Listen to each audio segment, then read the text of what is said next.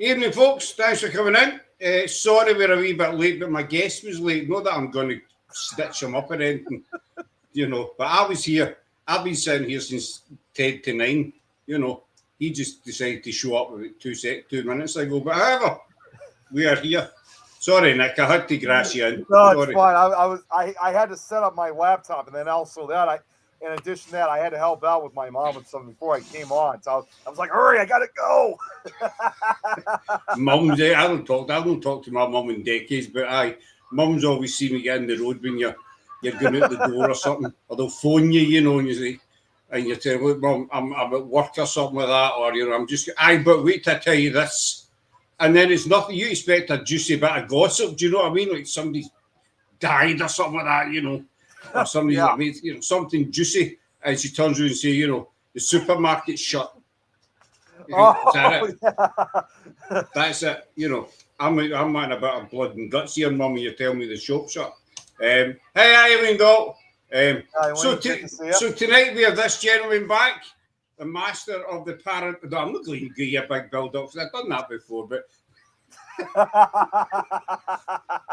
and it gets boring after a while. No, we've got Nick Mulae back. Now, Nick is actually quite a very well respected figure in the paranormal, especially on the other his side of the pond. He's respected here as well, Figure in the paranormal. What did I say? Finger. That's a figure, no finger. See, Sarah's there. That's what I thought you.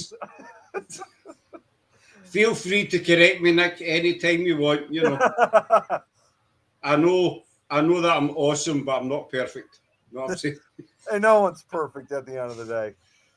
He is quite a prominent gentleman in the paranormal. Sarah's sitting there, that's something with that, Very well respected, as over here as well.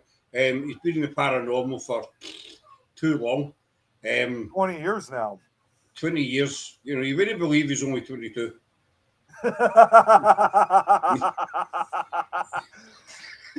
Neither with that. But it's been Nick's been with us a few times, but it's been quite some time since we had him on. Because basically I couldn't be annoyed talking to him. There's a Laura, hello to Nick, hello to Eileen, and hello again, Gaffer. Good evening, dear. No, Nick's always busy. He's always doing so much. I'll let him tell you about. So that's how we've no managed to catch up. And I don't know, been too long, young man. But anyway, thanks for gracing us with your royal presence. Yeah. Speaking of which, I messaged just before we went on. I also messaged Lois, in fact. So I messaged her that I was going to be on your show, and she responded back real quick. She said, "You're on that Baldy Bastard show." I tell him I still think he's a bastard, and I hate his shows. We try to please people, but we cannot please everyone, young man. Yeah. Oh, here we go. Looking good, Nick. Looking good, Nick. She also said, "Slag him as much and rub it. You're my host." Hey, tell her to try to steal you. If I wanted to steal you, I could just do that. Click a finger, I'll do it. Did you hear that, Bert? Can you hear that? Yeah, that's really clear. Aye. I would just go with that. Because, I'm the Scottish ambassador for Proud to be Paranormal. I'm going to rub that in.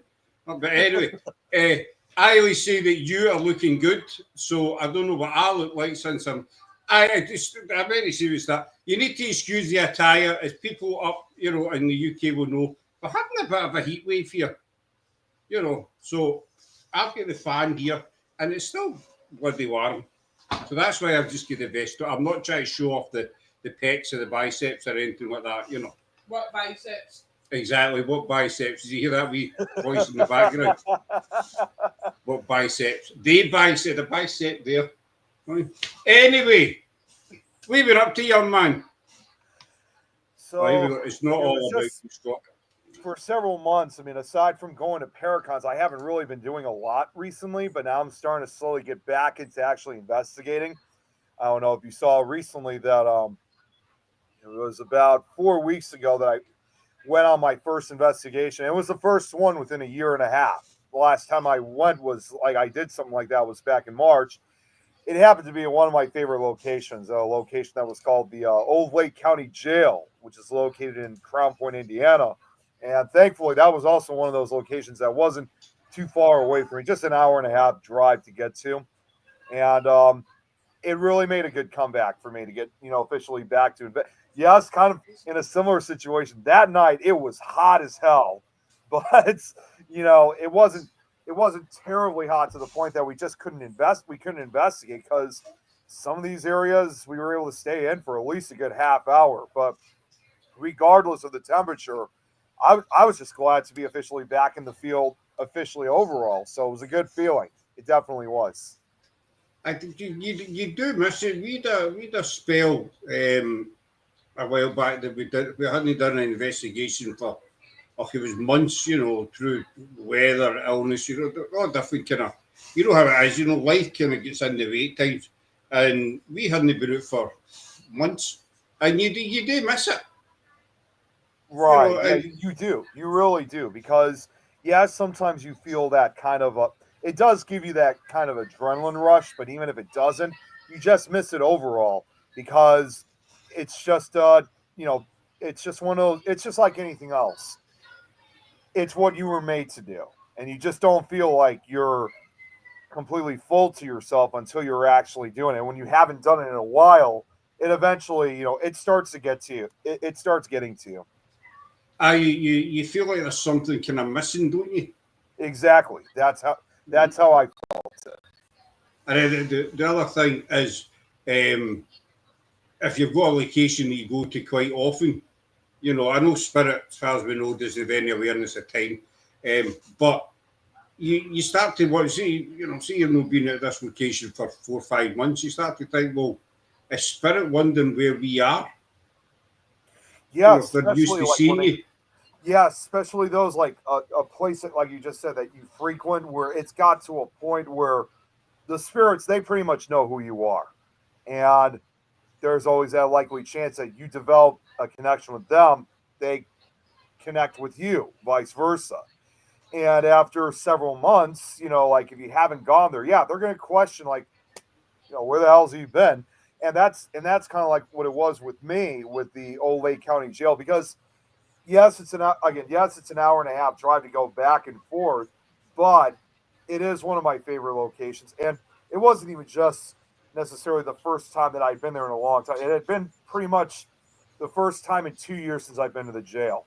And what I will admit, what I was amazed about the jail itself when we came back after the last time 2 years ago was how much restoration had been made on the jail itself. Because for many years, the top half of the jail was sealed off to the public. Nobody could go upstairs because it was in really bad condition. And it was quite obvious in the 2 years that we waited for our next visit, they did a lot of restoration. They told us now that we can go upstairs because it was a lot more safer. It's been restored. And I couldn't even believe just how much it had been cleaned up, because like one area, the juvenile area, for the longest time, there were like broken pieces of the ceiling falling down and this huge pile of debris that was right in the middle of the room. I mean, I could not walk into that area, without kicking a piece of debris. And that entire pile was gone. I was just like, wow, they really did a lot of work here. And it's not only that, I think more importantly, whatever's still haunting the jail to this day has got to be very pleased that they actually fixed up the building for him and restoring it back to the way it used to in its operating days. It's good that Chris Binder is asking, was Nick on time? You want the truth, Nick? No, he was late, about 10 minutes. No, he's known about this show for, I don't know, quite a few days now. I don't know. Yeah, if you haven't gotten the word, Scott, there's a term out there now that if I'm running late, they call it Nick time. So I'm assuming you're not quite a punctual person then. I mean, I try my best. All things that I don't know if that's Nick I think that's Jeremy watching. Yeah, they're also calling it NST. They're also calling it Nick's Standard Time. So you're kind of like in your own wee. You're kind of like in your own wee time zone. Yeah. You know, you've got 3 or 4 different time zones in the States, and then there's the next zone. Yeah, it's yeah, it's just crazy for starters how many time zones we got. But yeah, I got my own personal one. And yeah, it's confirmed. That was Jeremy messaging. So hey, Jeremy. Hey, Joe. Joe's here now. Oh my goodness, everybody's showing up. And Utterly Insane Productions. Evening, guys. Thanks for coming in. I just went to join your Facebook page. I'm interested. Excellent. Thank you. Jill is actually a huge follower of Things Network. She's been so ever since she discovered. She's even at times been a show host on some of our shows, particularly Beer Fans. So just an idea for you, excuse me, is you should have her on as a guest on a future occasion. I'll write that down. I still hold the pen, mate. I never usually write anything down. I think it's just for image. Mind you, the pen's not working, so I'm off to a good start here. Love you too, Jill. Jill, I'll give you a wee look up though. Yeah. And, the Utterly Insane product. That's Joe. Joe's also another recommendation for you too, because he has his own podcast. Excellent. I'll look these folks up.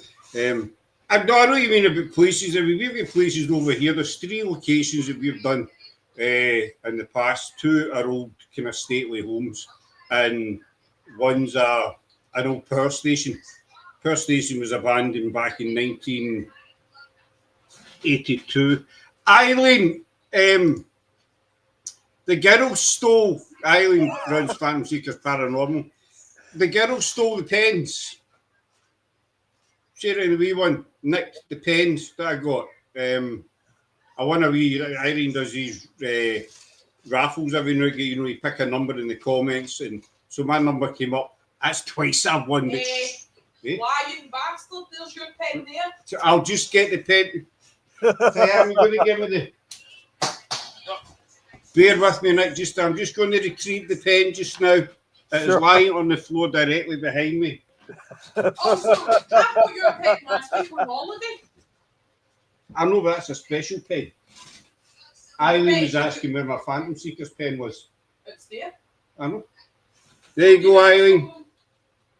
I'll try to find the writing on it. There it's there. You must really love those Phantom Seeker pens. They're quite smart. We get 3. Yeah, they're pretty cool. Excuse me. Have you got one? No, I haven't got one yet. I'm gonna have to ask Eileen for one. I've got one. You've not got one. Yeah. Aye, so what was I saying? Aye, so we've got these locations. One is a power station. Can you remind the wife everyone can hear her potty mouth? I don't give a flying front door. She doesn't give a flying front door. Who shows this anyway? I mean, you know. Aye, so I'll try again, Nick. I do apologise. No, you're fine. This power station is a great location. We've investigated it maybe 4 or 5 times. Didn't get much activity, but you know what it's like, Nick. You know, that's no way you're all right, you want activity, but it's just the whole doing the investigation. But it's become very, very unsafe now. You know, and the weather here contributes quite a bit to that. Because everywhere, you know, the wood gets damp, gets rotten, and it's just no safe. And it's a shame because they're great locations. Oh, but yeah, I'm sure they are. They're abandoned, so, you know, the council and stuff, they're not interested in fixing them up, basically. So they're just left. No doubt you've got them over there as well. They're just left to quite a number of locations to rot, basically. We've had locations that have been exposed to the elements, and that kind of contributes to their decay, if you will, for lack of a better term. In fact, over a decade ago, we have a notorious haunted location, not within my area, but in the state of Illinois, called Ashmore Estates. And I've only investigated there once about almost 15 years ago. Although I have made a few visitations to the estates, but over a decade ago, the roof, part of the roof was torn off because there was actually a tornado that happened to be nearby, and it tore part of the roof right off. Thankfully, the rest of the building was still standing, but it took quite a couple of years for them to repair the roof and have it fixed up like the way it is now. I mean, with that power station, the roof looks safe enough, but it's the bits and pieces that, I mean, Laura and I went, I think it was just the end of last year, and we hadn't been for months, and there was massive bits of the ceiling had fell in. The roof was still intact, but it was just kind of inner ceiling had fell in with lying all over the floor and stuff. So it's that kind of thing we need to kind of watch out for. But just jumping back to you, saying, you don't go on location for a long time. Do you find you get more activity, as you go back to that location after 5-6 months and, the spirits realise that, oh, he's back, Nick's in the house, basically. Do you think you get more activity? I think in some way you definitely do. Chris, watch it. He's saying Illinois wrong. Because he always says that all the time because since the state of Illinois has the S on it. The S is silence, but he says it the wrong way. So I always have to correct him. He lives in Colorado. Right. It's an S, Chris. Sorry, next remind you it's an S. Well, it's an S, but he says it like the way he thinks it should sound. I have a lot of investigators do that to me, and I know they're just joking, but it's still fun for them. It's just that's what I love. I've got a lot of American friends, including yourself. Also, I need to say that because you're on.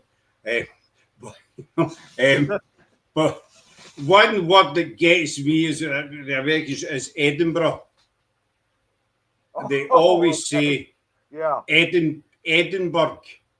That's what. Yeah, that's off. I've always, again because maybe of the ancestry, I've always said it as Edinburgh, but I will admit there were a few times I did say it the wrong way, but I know it's Edinburgh. That's for sure. But everybody else says Edinburgh.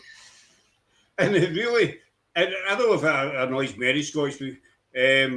2 seconds. Sorry, don't mean to interrupt you. No, you're fine. Chris jokes with me and interests me all the time, so I'm used to it. Just to remind everybody, there's 75 more days to Halloween. Who else is excited? Any plans for it? Well, we're putting up our Halloween decorations next week. Oh my Wednesday, God, I think it is, isn't it? Oh my God. Well, Sarah keeps telling me it's spooky season. I mean, it pretty much is. I mean, a lot of our grocery stores over here, they're already selling Halloween material, all the decorations and stuff. So it's all over the place. Well, I'll tell you that. Eileen's saying Edinburgh. Yep. That's how we pronounce it, Edinburgh. It's actually Eden, but B-U-R-G-H. I forgot how to spell it. Yeah, I think it's G-H. I was in nearly Santa time. I was in a shop. We've got a store chain over here called B&M, and we're in it all the time. It's there's one of these kind of discount big stores, and I was in it a couple of days ago, and they've got Christmas stuff. They've got the Halloween stuff out, but you get into another aisle, and they've got Christmas stuff. I love Christmas, right? And I literally just yesterday, because my dad was watching TV. And, at first I think I was trying to grab something to have for dinner or something like that. So I'm just totally minding my own business. And then all of a sudden I start hearing that jingle sound like you hear around Christmas or so. And I literally just like what? And I walk over. I'm like, no, already? We're not even halfway through August yet. It was a Christmas commercial involving Disney. No, we don't have that. It's usually the start of December. Nick is going to dress up as a pickle. Well, pickle. Whatever floats your boat, whatever does it for you. Nick is the best costumes for. I've seen some of them, Jill. I have seen some photographs, and I've been embarrassed, and it's nobody's wearing them. My birthday. I think Eileen's birthday must be around about Christmas. or October. It's hard to say. Sarah, when's Eileen's birthday? When's Eileen's birthday? Quick, look it up. Check her Facebook. Stalker. Good. But to answer more of your question, like when you feel like you get more activity frequently, is it's Christmas Day, Eileen said. So Oh, it's good. Don't bother. You come out of Facebook. Never mind. already Stop ahead me. of us. But when you go, I think with some of these locations, I think you do start getting more activity because I'll just throw in as an example when we went to the jail was, I mean, obviously, even if we were going to get more activity, it wasn't going to start right away. As typical of any investigation, it's a waiting game, like fishing in a way, as Chris has actually been describing it on other shows I've been on. And probably one of the best things that did occur.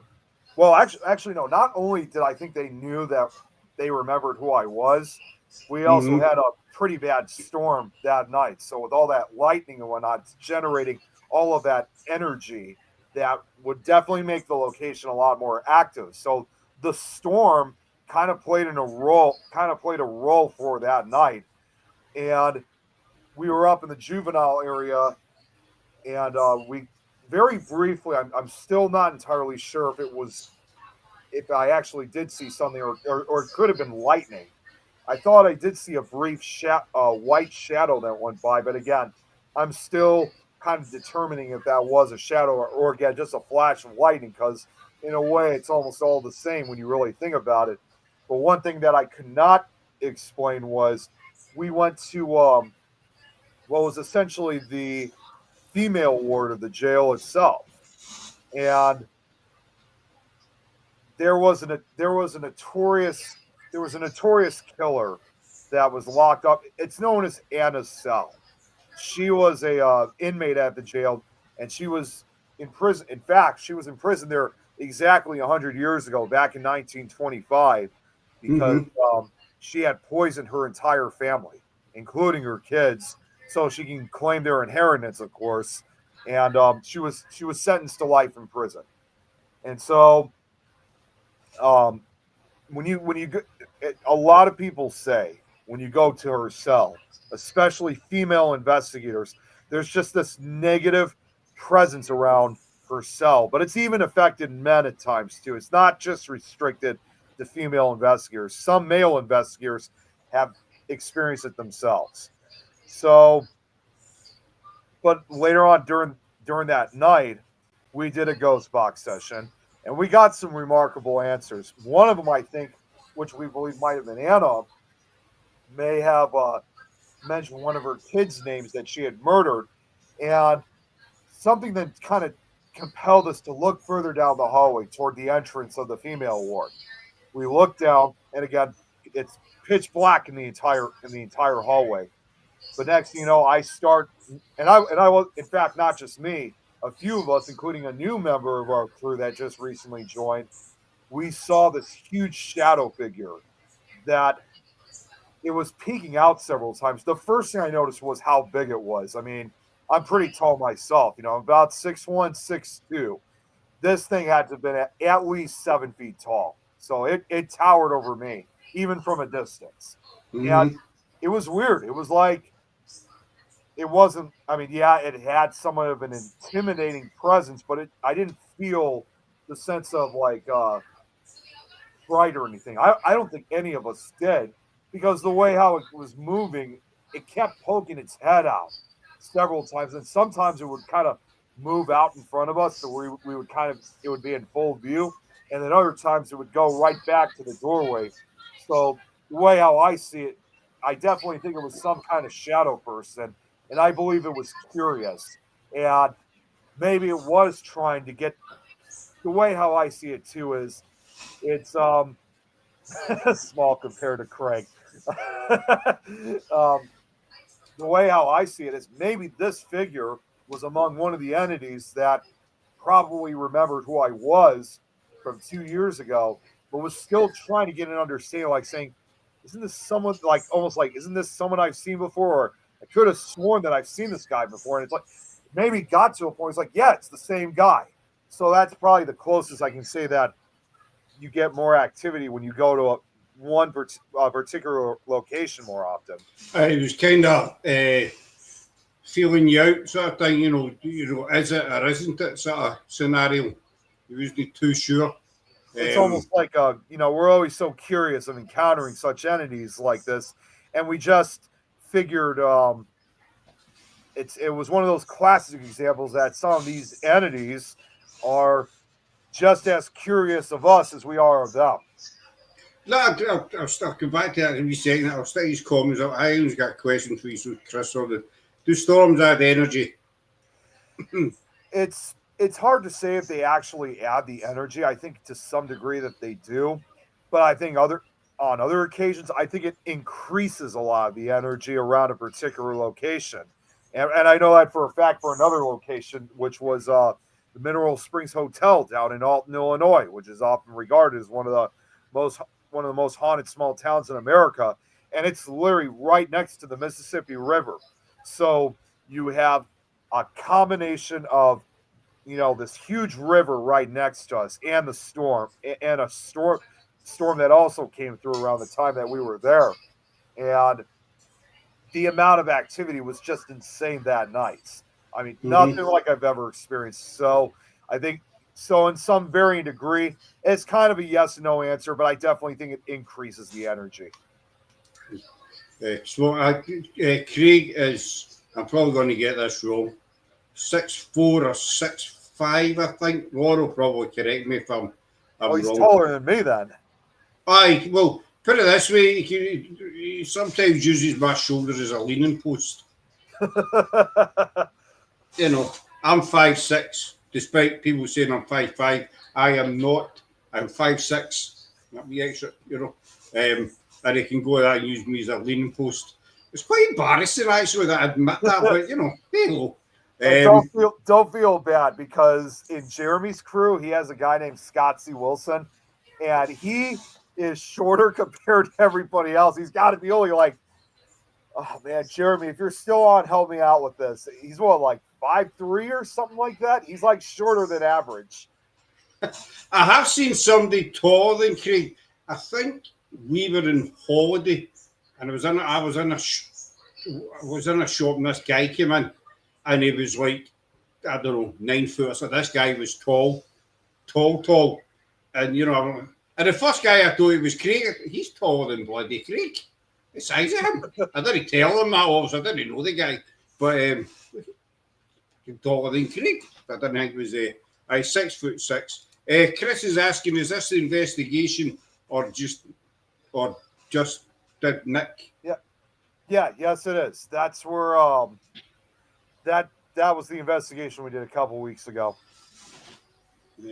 And it was a great feeling to be back at the jail, not just because again of the investigation part, but just due to the fact that it had been so long since the last time we were there. But just getting back to what you were saying about you think you've seen foot, Jill? Oh my God, I've known you for these last couple of years, and you never said you were 5 foot. Oh my God. I'm saying nothing. I'm saying nothing. That's as far as I'm going to go. The guy I investigated was 6'8". I mean, there's two things I want to come back to what you were saying. So the one that you said you think you've seen something, it's good that you doubt it. Over here, I caught the parawagon. You get far too many people, they see somebody and bang, it's paranormal. I've had it happen to myself. There's a place we do, you probably heard this talk, Loudon Kirk, and we were investigating. It's an old graveyard, basically, a kirkyard. And we were investigating one night, and I looked over to my left, it was a tree or a bush, and I thought I saw a little girl. Now, we know there is a little girl there. I thought I saw this little girl peeking out from behind this tree, bush, whatever it was. But it was like a millisecond, and then she was gone. It was one of the kind of things that you think, well, did I see her or did I not see her? So you have to kind of put that one on the shelf. So it's good that you sort of look at it 50-50 as well. Because I think you've got to look at it that way. No unless somebody else sees it the same time as you. Exactly. And that's what I find really fascinating, that I wasn't the only one who saw that shadow. All of us saw the same thing. And that really makes, when you have several other witnesses involved, especially other investigators, that makes that encounter even more legit, because there's no way, because you do have your skeptics out there. But if everyone's seeing it at the same exact time, there's no way to deny that you didn't see something and someone else did, or you saw something and no one else did. I mean, we investigated with a local team a couple of weeks ago at this Loudon Kirk, and there was me and this other guy, Sean. The two were standing, and it was just grass, but there was a branch on it. The branch was about that length, and the branch turned about 90 degrees. Now, there was no, it was dark, but with lights on, so we saw it, we could see it quite clearly. The branch turned about 90 degrees. And I says to Sean and I looked at each other at the same time. And he says, "Did you see that?" I says, "I seen that. The branch turned itself." So it's when somebody else reacts at the same time as you, they kind of look at each other, and it's that kind of, well, I mentioned it first, or is he going to mention it first? But he said, "Did you see?" I said, "With the branch." He says, "I turned." I says, "Aye." I'll catch up with these comments. That's tough. That's actually the stuff where, like, when Chris asked if I was going to dress up as a pickle, I always refer to that's Tom, but I always refer to him as Pickle Tom. I always have to yell that out. Feel free if you like the other guy a pickle. That's between you and him. Sometimes in the dark, if you're tired, it can be easy. It can be your mind can start sort of going overtime. Yeah, you start hallucinating. That time when that happened, when we had the encounter, we were on high alert. We were nowhere near. At least we were not exhausted yet. So we still had a lot of energy within ourselves. Laura, for example, the EVP I came across earlier, you heard of that night, and I've got what spirit. I've got what spirit says, and within a split second, you see them. We were out as a fairly new team. We were out last Friday, at a new location we'd never done, and against a big, massive old stately home. And there was Laura, myself, and the two guys from the other team. And this was, I don't know, late at night. It was about 10 or about 11, 12 at night, something like that. And I can only describe it as a noise. And I says, "Did anybody else hear that?" But nobody else heard it. So Laura was on the phone the day, and she says she's picked up an EVP of a woman saying hello. Then right after it, she hears me saying, "Did anybody hear that?" So it's when you get stuff like that. Pickle nickel. A lot of things hide out in the dark, though, a lot of things hide out in the dark, though, so not always just imagine. Got to keep that in mind as well. You need to keep that in mind. But what you were saying as well about curious spirits, I totally agree with you. Because spirit, even though we call them spirit, they're still human.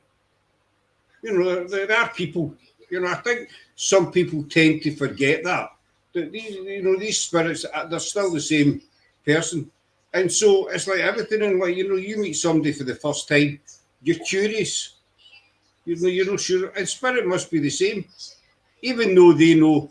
Well, they might think they're in some kind of danger or whatever when a new face shows up. But then they see your happy, cheery wee face, Nick, and they think, "Oh, it's all good," because that's Nick.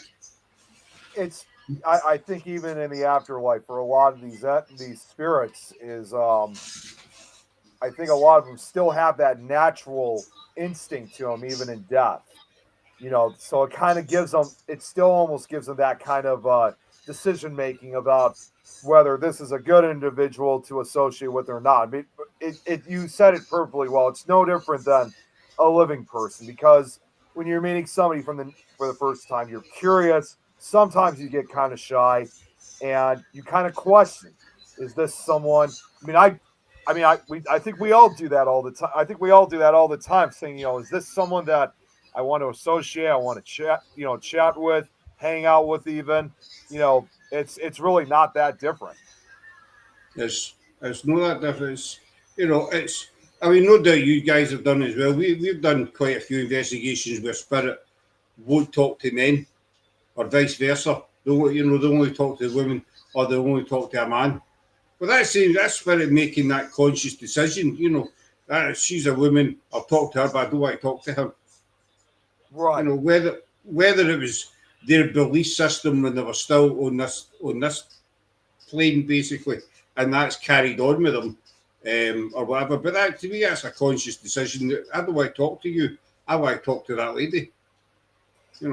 That's kind of like the way how I also see it with, like I said, about that person Anna that I was talking about earlier at the jail.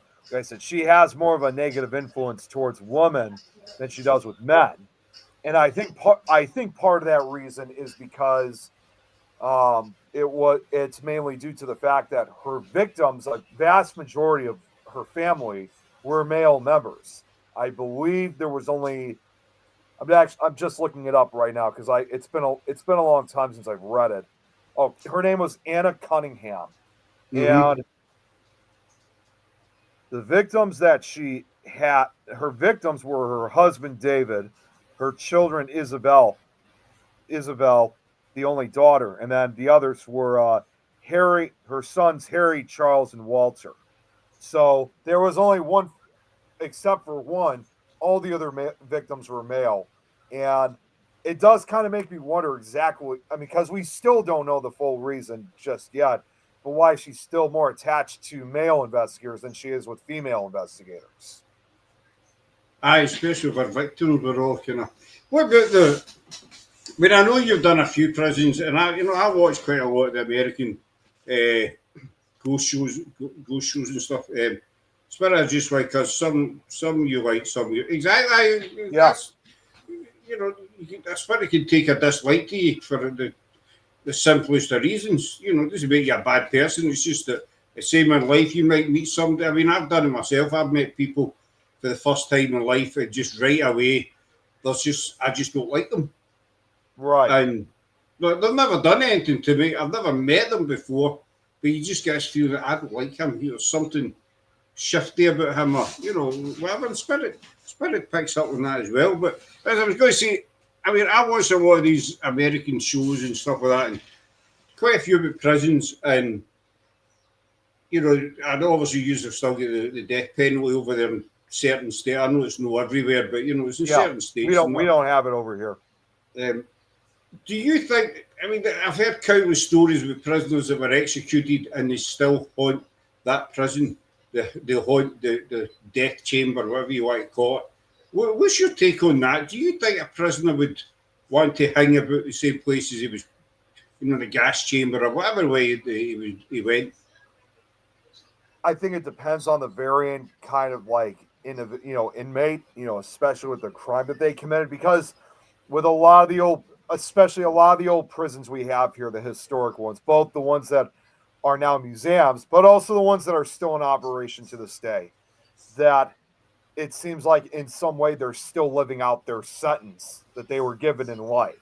And even in death, they can't seem to escape it. So in the case, like, it's hard to describe, but it's like in the case where if someone was sentenced to life in prison, they might have died, whether it was through an execution or through a prison murder, or they just stayed there their entire life, died of old age.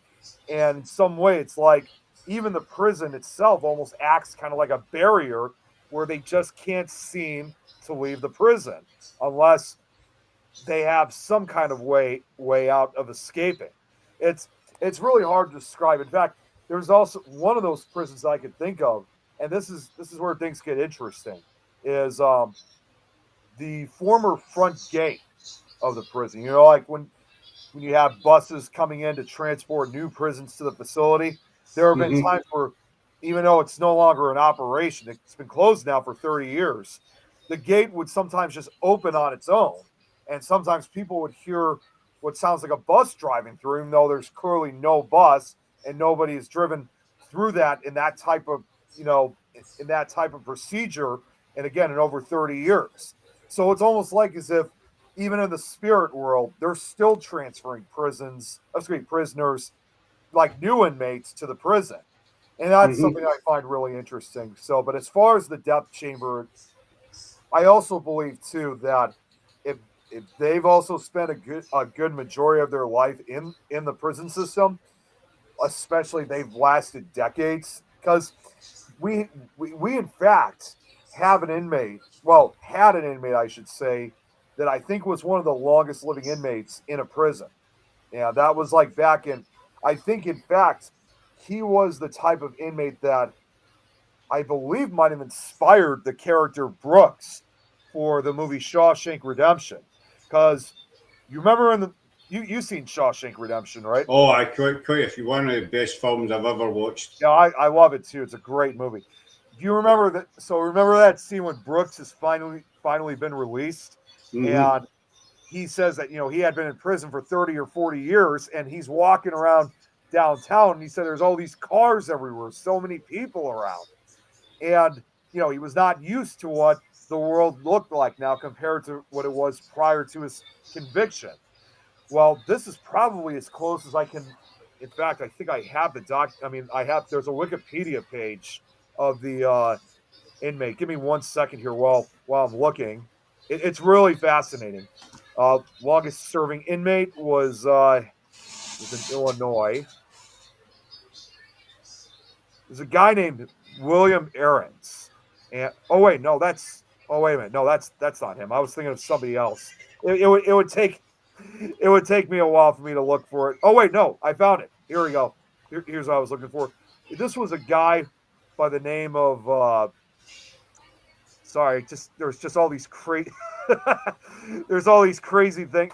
I don't know what's going on with the page, but from what I do know is that this was a guy who really spent a good majority of his life, and he said when he came out of prison, it was nothing like he was expecting when he was released, and he couldn't get used to the lifestyle.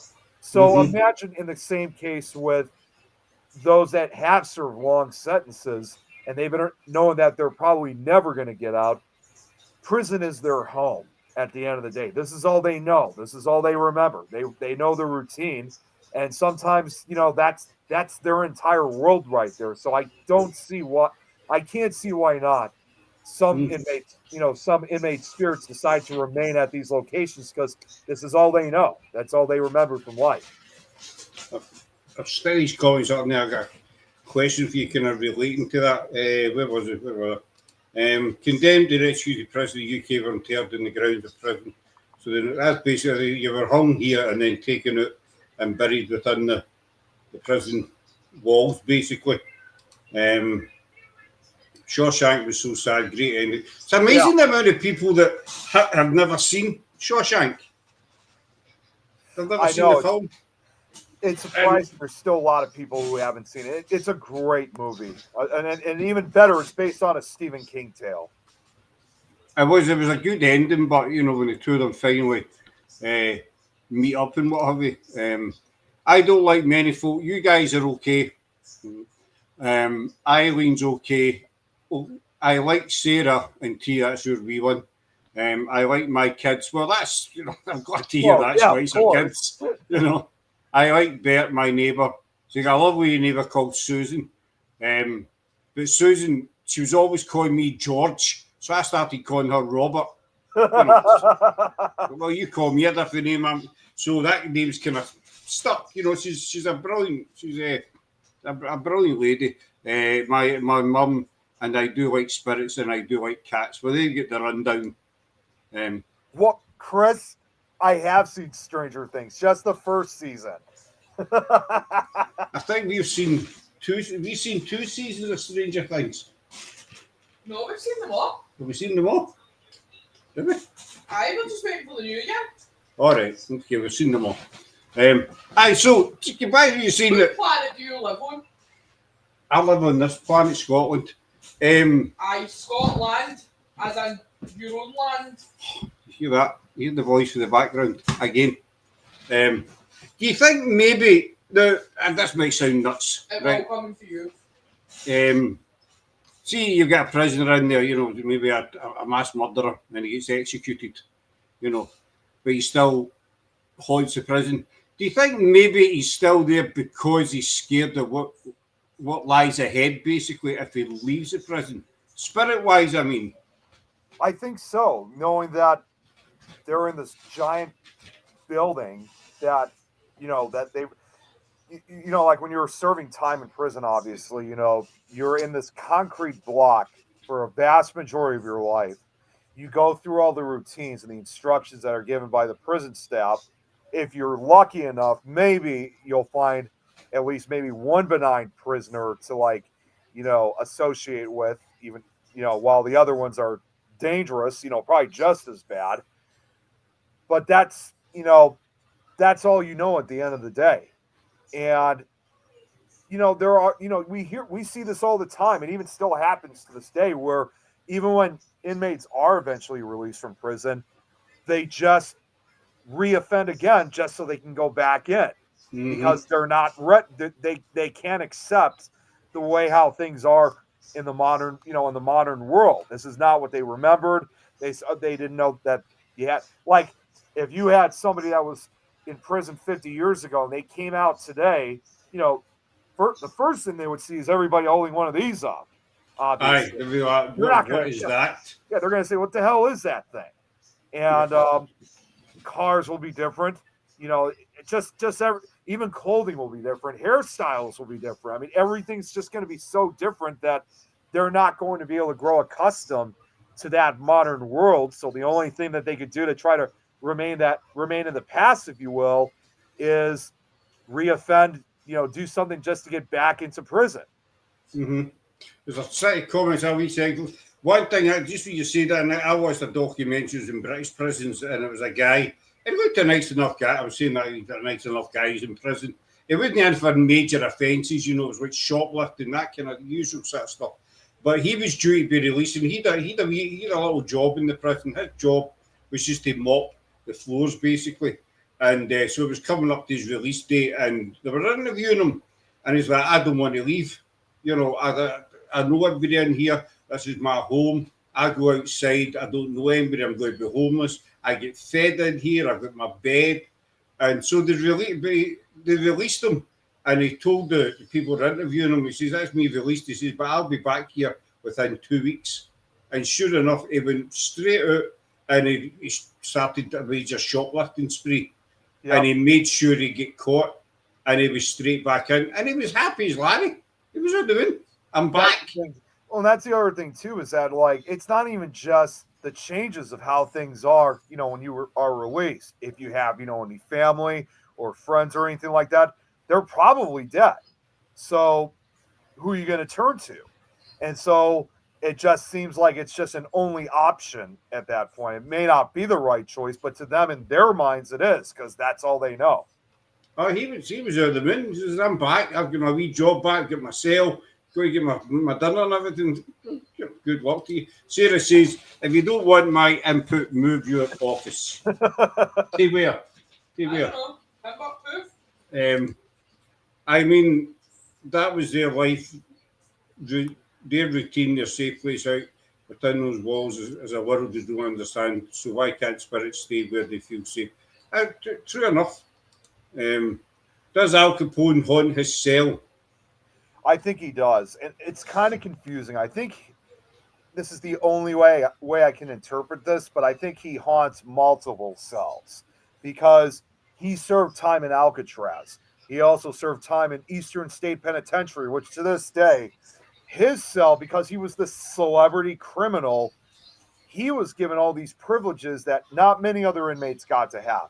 He got to have like a phonograph. He had like a rug in his cell. He had like a nice bed. He even had like a book table, like all these really nice things that no other, most inmates don't have. And it still remains to this day in that kind of condition because he was just so notorious for it. So I think in some perspective, he haunts probably more than just one cell that he served time in. I think he does that with all the jails and prisons that he had been in life. Do you think he kind of saw himself as the boss kind of thing, and he still likes that kind of image?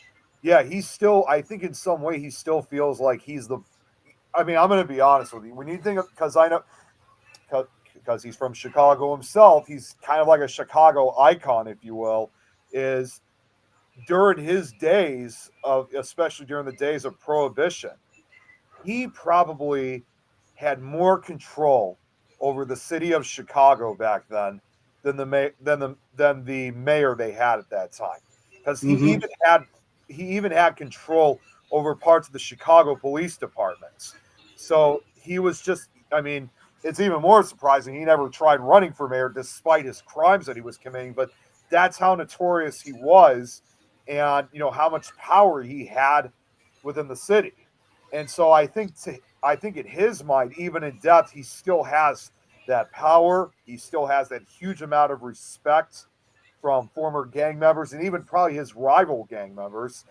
I just think that he still thinks he has all that power even in death. And I don't know if you guys have seen, but just recently, in fact, see, this is why I'm always good to be prepared. Just recently, there has been an actual recording of Al Capone's voice. If you don't mind, I'm gonna play it through my phone. No, carry on. It's a real short clip too. I mean, it's only about 20 seconds. I don't know why it's so short, but it's only about 20 seconds long. But what I'm about to play, as of right now, is the only known recording of this voice. This is not from any of the movies, not from any television or reenactments. This is the real thing. So just realized I got to turn my earbud off so you guys can hear it. Just give me 1 second. So here, hopefully you guys can hear it clearly. If I have to play it again, I will. I came to Chicago with $40 in my pocket. My son is now 12. I'm still married and I love my wife dearly. We had to make a living. I was younger than I am now and thought I needed more. I didn't believe in prohibiting people from getting the things they wanted. I thought prohibition was an unjust law, and I still do. We were able to hear it clearly, or No, I could hear. There's some words you couldn't make out, but it's you an could old hear. recording too. It's kind of grainy to hear. Just for a pile of comments. You think? I mean, as you says, he still wanders there because he still likes to be in charge. I think maybe the other reason is because he still likes to be in charge, and maybe he thinks that when he moves on, in his spirit realm, whatever you want to call it, that he's going to lose that power. He's going to be just like everybody else. Right. You And know, throughout his life, he was always hungry for power. You know, even when he got to the age, like, because he was I know later on he moved down to Florida, and that's where he died in 1947. And yes, he was suffering dementia, but he still believed even then that he still had this huge power, that this huge grip that he had in spite of hmm his failing and deteriorating health. And at this point, he was living with his family down in Florida. And a lot of his family members did say, it's just this he was just going through the dementia. It was the dementia taking hold of him. And while that may be true to some varying degree, I think he still thought he had all this power, because this was near the end of Prohibition. Like I said, he died in 1947, and Prohibition really truly didn't come to an end until around the 1950s. So he still thought he had it in him, and he still, even with his failing health, and I think even if he knew that he was going to die, he thought Prohibition was going to last forever, like it was going to hmm happen for decades on end. Obviously, that wasn't the case, but that's what he thought, and he probably still believes that. And believe it or not, the gang that he ran, which is known as the Chicago Mafia, which in a way was kind of like a splinter group from the Italian American Mafia, because at the end of the day, the American Mafia, or Italian Mafia, if you want, whichever you want to call it, because it's basically the same group. Although, I mean, obviously they have parts of their group in other parts of Europe too. They become a worldwide gang. at the end of the day, it's all the same. And the Chicago splinter faction of the Chicago Mafia still exists today. So it makes me wonder what Al Capone would think would want when makes me wonder what he would think knowing that the gang that he ran is still running to this day. Although obviously compared to what his gang was like almost 100 years ago, which at that time there were like hundreds of members in his gang. Today it's way smaller. I mean, I think today with the Chicago Mafia, there's only about, I would say, probably only about 20 to 40 official members of the Chicago Mafia that are still running it. So it's a huge difference. I would complete that. I'm going to catch all these comments. Eileen saying Alcatraz was so eerie, could feel thousands of eyes on me. Would love to investigate it. I've always been fascinated by Alcatraz as well. The notorious CAP cap. That is. Oh, I think you know what. I think that's I think it's CA. I think that's representing the first three letters of Al Capone's last name. It's CAP. That's how I interpret it.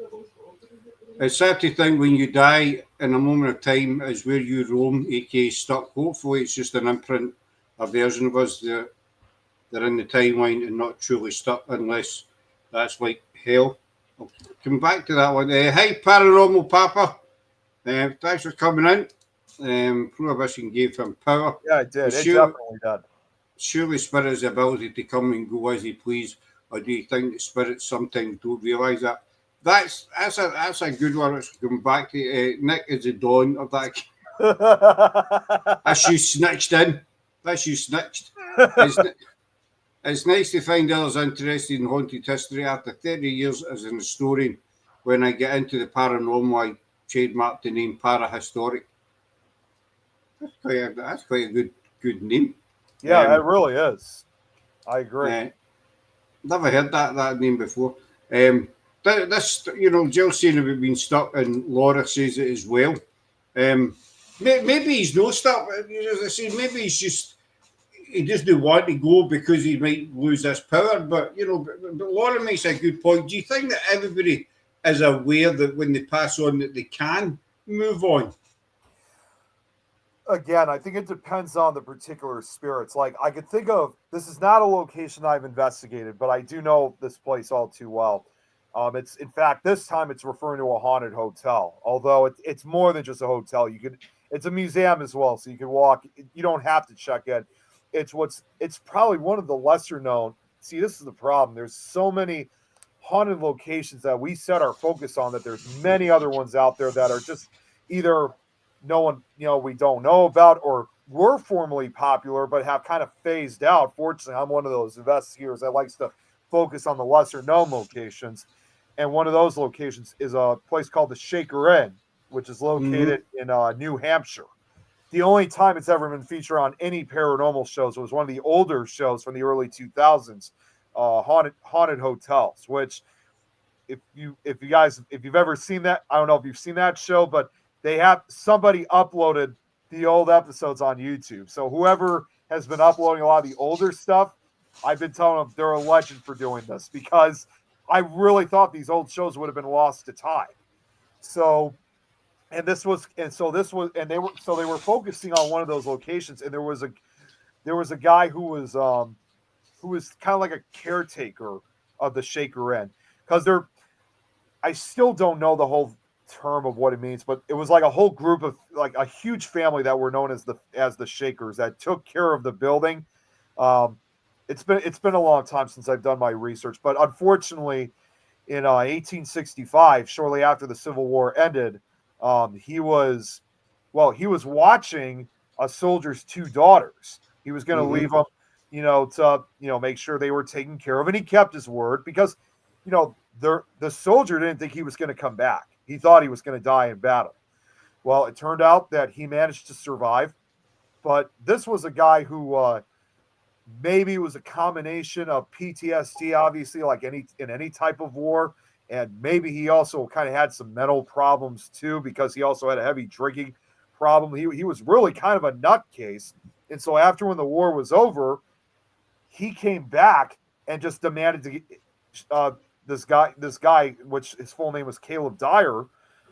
He demanded him to give his daughters back. He's like, no, you told me to watch over them. You're not in good shape. I can tell you're not in best of health. I'm not giving them until your recovery or whatever. Because he knew at this point it was not going to go well if he gave his daughters back because of his issues. And after a huge argument, the guy, he pulls out a gun and shoots Caleb Dyer right in front of his daughters, which can't even imagine, what that must have been like, because these daughters were just only like 9 and 10 years old that time. So can't even imagine how much trauma was inflicted upon him. The guy was eventually arrested, but somehow ended up being acquitted by, which it's a long story, obviously, but supposedly Caleb Dyer's spirit still remains at the Shaker Inn, along with some of the other Shaker spirits. And I think in his case, because he was taking care of the sacred building, he had a lot of secrets involving the Shakers themselves, in which he truly carried to the grave.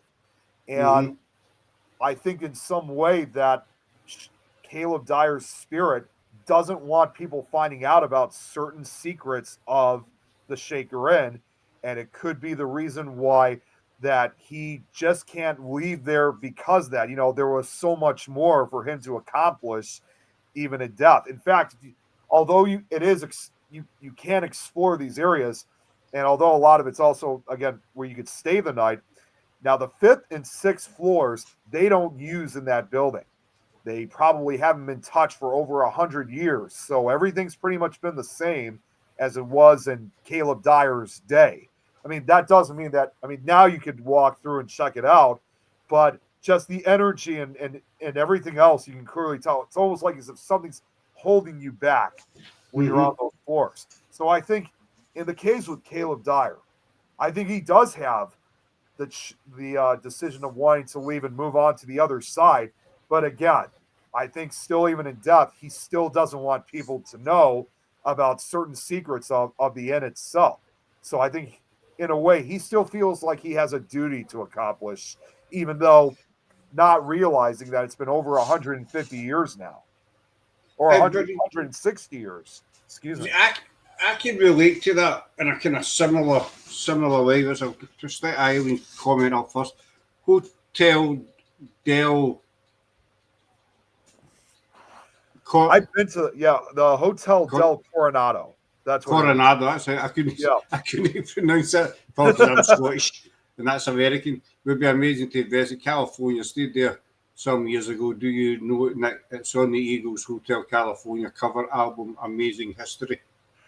The hotel, it's actually funny that Eileen mentioned it, because I've actually been to the Hotel Del Coronado, not to investigate, but we did manage to go through it. At that time too, we actually went to the Hotel Del Coronado during my early days of studying the paranormal. So at that time, I was only like 13, 14 years old.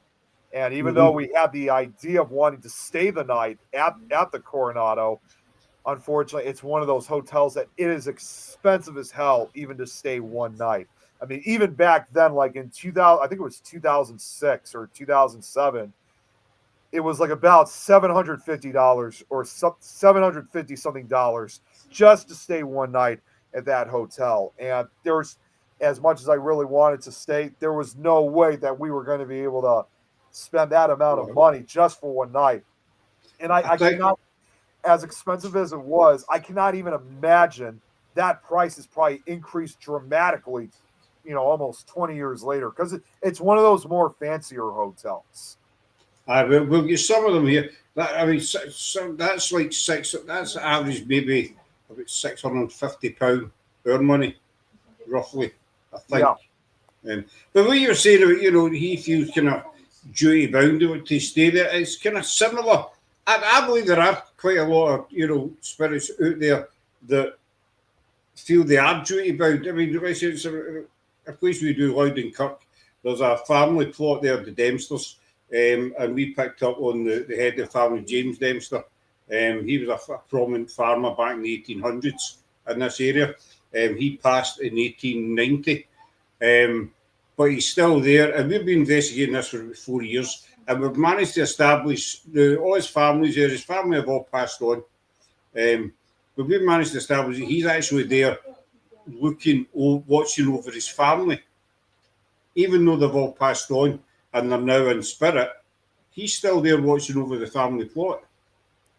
Right, Which, right. And you kind of wonder, why? If his family's all passed on, is he just watching over the graves in case they get desecrated or, whatever. But we do know his family's all passed on, but he's still there. And we know every other team we've took in have all picked up on this gentleman as well. So it's not just us that have, picked up on him. But so he's still, and then that's 1890. So that's, my maths is crap, 150 years, I don't know, 40 years or something. Quite a while anyway.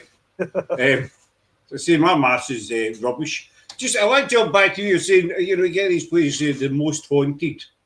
This is something that annoys me. You guys probably get it over there.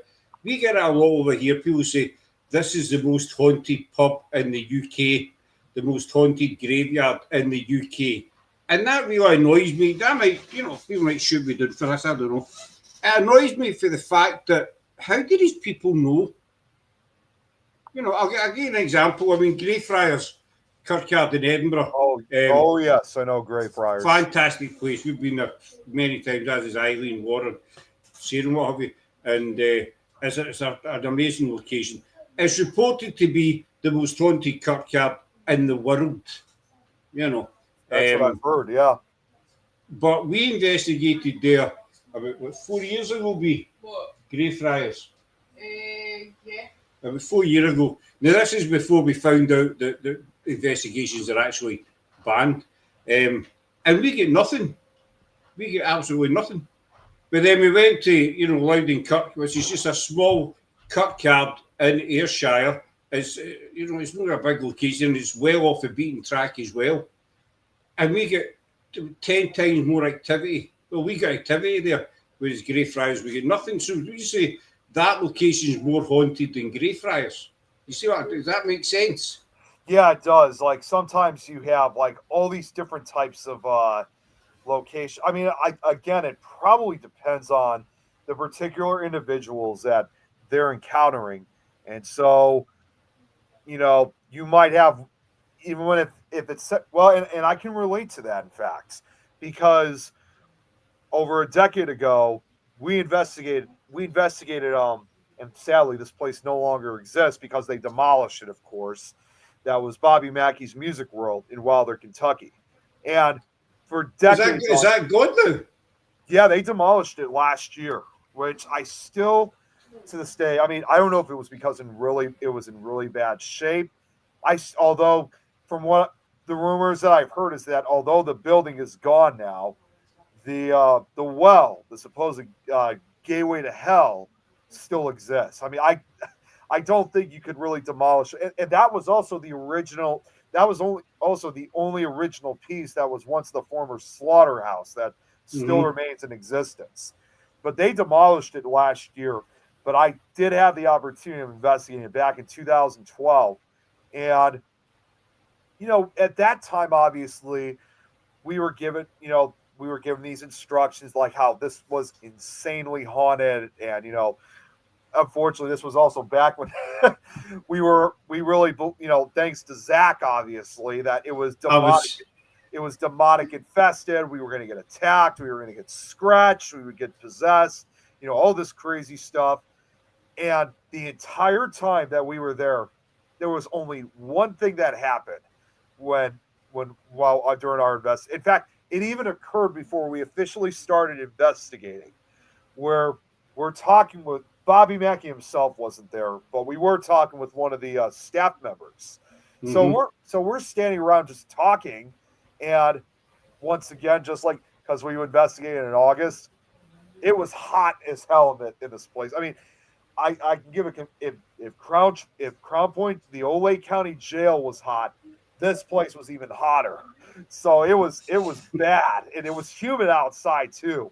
So we're standing, and all of a sudden, we feel this very brief cold breeze that just went by us. Like, hell was that? And obviously, we were under the impression that the activity starting just before we were even going to get.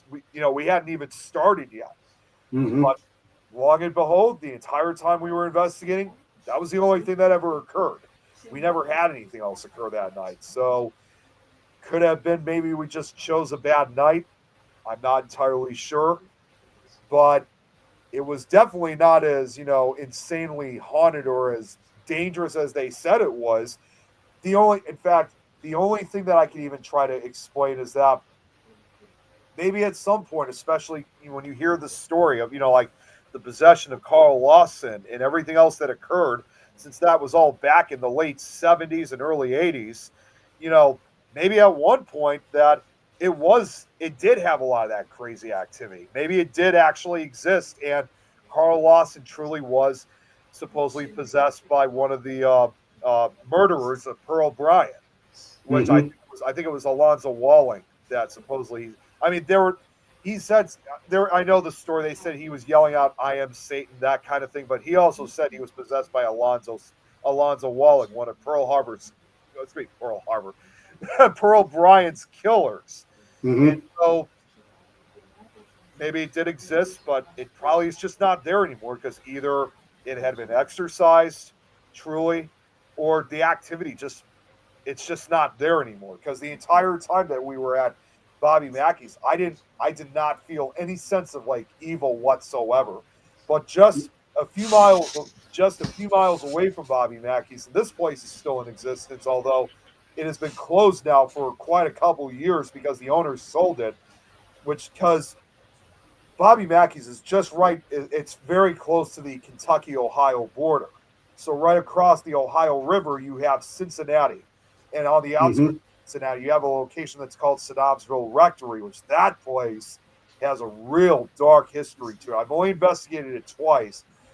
And I'm not going to say once again that it was like it had a lot like an insane amount of activity, but we definitely had it definitely had its share. And there were times that kind of the same way you just said it. It just seemed like it was comparing both locations. I think Synopsville Rectory had more activity than Bobby Mackey's Music World did. I mean, you get I'll stick these comments up for Yeah, see anything else. So Chris is wanting to go and investigate Shaker Inn. that's a I can't long way for pronounce the you. next. I can't That's a, pronounce that other word. yeah, I mean that's a long way for you to come out, Chris. I mean that's all the way out in the East Coast in New Hampshire. I stayed nearby Hotel Oh, Coronac. I'll Coronado, let Nick say that. Hotel Del Coronado. Oh, okay. So, well, Joe lives in California, so I wouldn't be surprised if she stayed there. And definitely lots of energy emitting from there, like a magnet. Didn't get a chance to go in. We'd love one day, though. It's so beautiful. It's a I know of a beautiful building. hotel we can stay in a few years now in Cannon City, CO. That's The Abbey. Cannon City, Colorado. Let's see that. As a matter of opinion, it's active for one is not active. That's true. I didn't think much of Bobby Mackey's. Yeah. Even the Wall Society will have tons of energy plus residual, like Wolf Yep. Manor. Wolf Manor. I've heard of that, that's Wolf another one. Manor. Where have I heard of that? That was here in Clovis by me, also demolished, but you can still get tons of spirit, lots of different energy, never ceases. Lots of places are overhyped, cash cows, Yeah. especially over here. Like the waves of the ocean, how it comes and goes in and out. So activity from energies like that doesn't disappear, just goes in and out. So catching it coming in is lucky. But the comments are all bang on, as your lot whether you catch activity or no. I mean, just if you're at Greyfriars again, this is reported to be the most haunted kirkyard in the world. It's a beautiful place. Yeah. We've all been there. There is an atmosphere when you walk in, there is an atmosphere definitely when you walk into Greyfriars. You feel like you're being watched. You feel like you ever walked into a big crowded room and everything stops because you walked in and Yeah. people are kind of, Believe me, I felt that myself. Yeah. that's what it's like. You walk into Greyfriars. It was just like that kind of thing.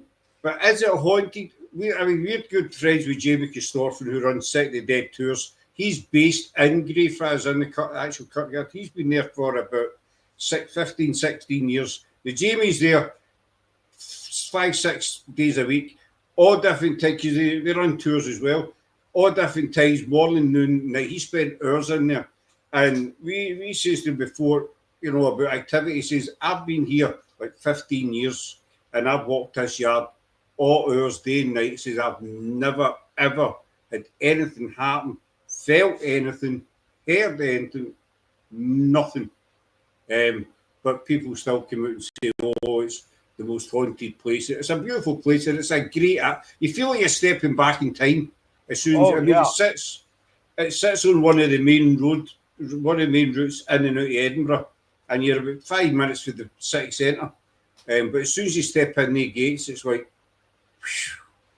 quiet. Yeah, we have a location like that, not necessarily a cemetery or a courtyard, but it's an entire neighborhood because about 20 minutes from where I live, we have a town that's called Wilmette.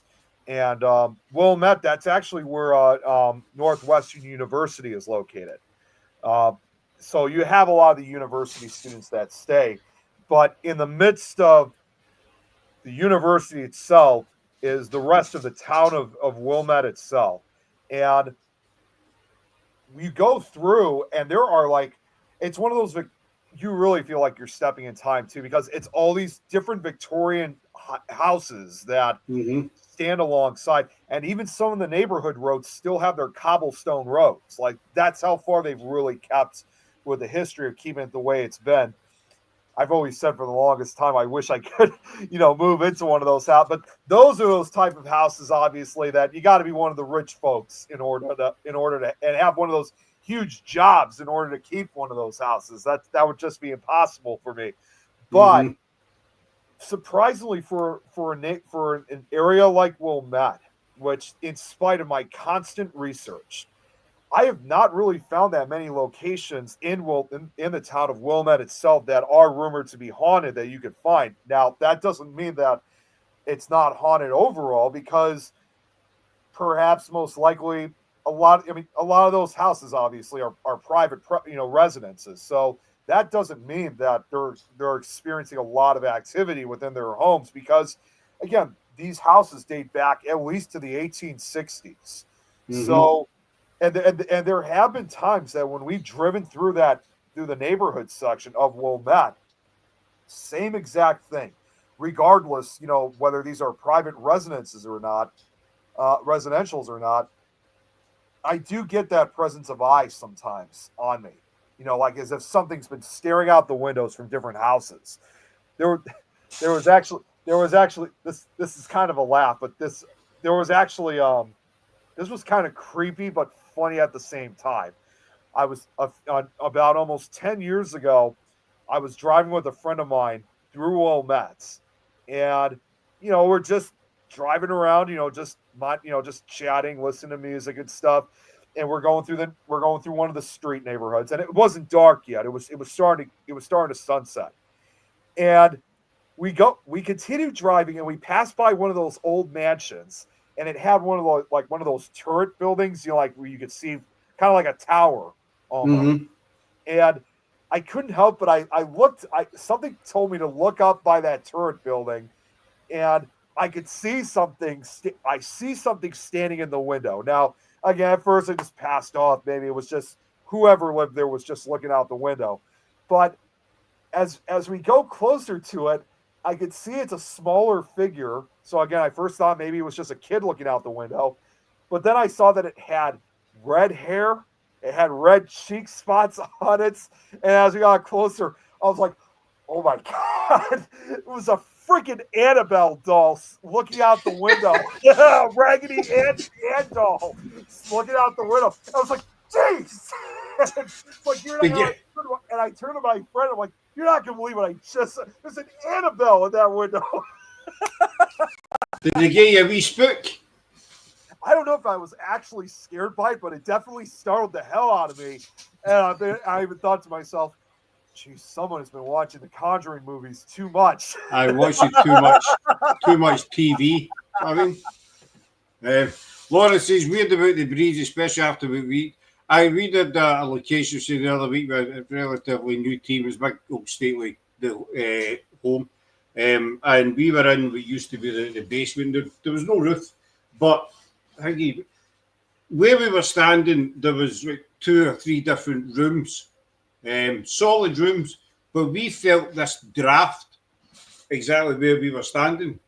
So I done the lighter test. You know the way you take out the lighter, and I went into the rooms, put lit the lighter. I forgot what I was going to say. Lit the lighter. Yeah, that happens to me too. I But get it. the flame burned true. There was no draft. So I went to another room again, and I done that with 3 or 4 different areas. No, and then I've stood in this one spot, lit it, and you could see clear the flame was bending. So and it was really colder in this one bit. And so you wonder, well, where's that breeze coming from? You know, because there was all around us. I tried the lighter and it was burning through, but there was this draft where we were standing. Well, it's going to be coming from somewhere. Yeah, you know. Yeah. And then that's takes you on the old debunking side. Well, you try everything you can, and you just. I'm not saying it was paranormal or spirit, but it was just one of these weird You know what I'm going to situations. one of these days, because you just gave me an idea of something. Because well, it was an idea that I thought of before, but I haven't really thought it over for a while. So it's kind of more of a reminder. I often usually wondered, in this case, this town of Wilmette that I'm talking about. I mean, obviously, now that we're getting closer to the Halloween season, I've kind of had interest to see if, like, what the town of Wilmette looks like around Halloween with their because I kind of want to see how they decorate and stuff. I've always been kind of curious about it. But not only that, I almost did have a idea of sometime during the month of October on one of those cloudy days too, because it just fit. This is just one of those towns that just has that kind of like almost like it does kind of like that October feel all year round. Because again, even though there's not very many ghost stories associated when you're going through these neighborhoods, again, you see all these beautiful but at times very creepy, very unsettling looking houses.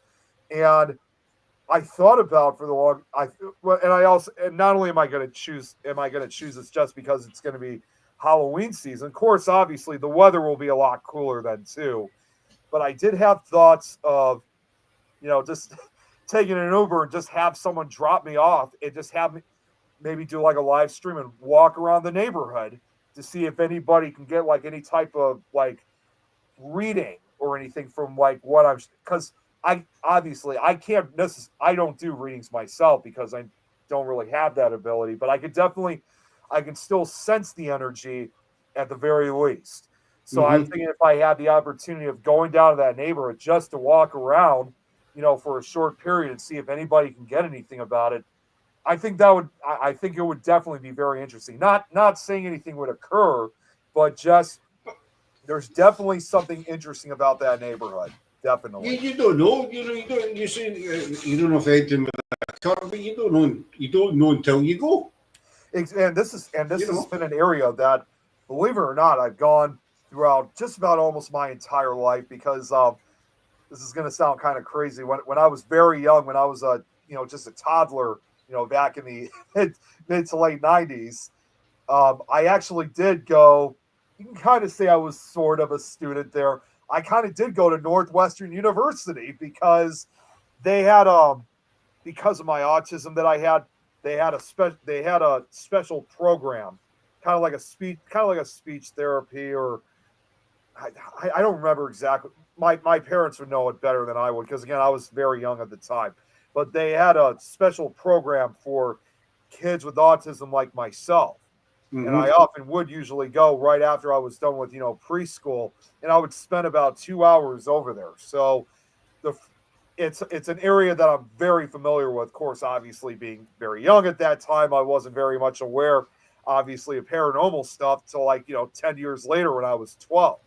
But you grow accustomed to it. You get used to your surroundings, and in some, whether you know it or not, you do have some kind of connection to that type of area. Even if you don't live there, you still feel that connection. And like I said, it's only 20 minutes away from me. So It's not even that far. It's you do get. I know exactly what you mean. I'll stick these comments up. I know exactly what you mean. The connection. Greyfriars are quite unique to Zambia. You can go many times to see. You go different times and see kind of new stuff. What Nick's saying reminds me of Caldwell. No history. Is that place we did? I don't know, about 3-4 years ago. It's a big estate near Glasgow, and the urban explorers that did it quite a wee bit, but we could never find any information, paranormal teams that did it, investigation wise and all the rest of it. And the records, the history of the place, the records are sealed.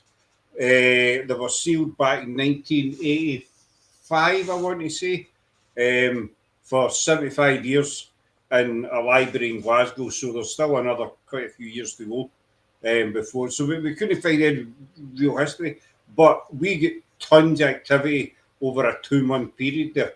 There was loads and loads of activity, but we couldn't find any history on spirit or anything like that, Yeah, Wilmette's pretty much there's only ever been like one location that did admit that they had paranormal activity, and that was one of the campuses at Northwestern University.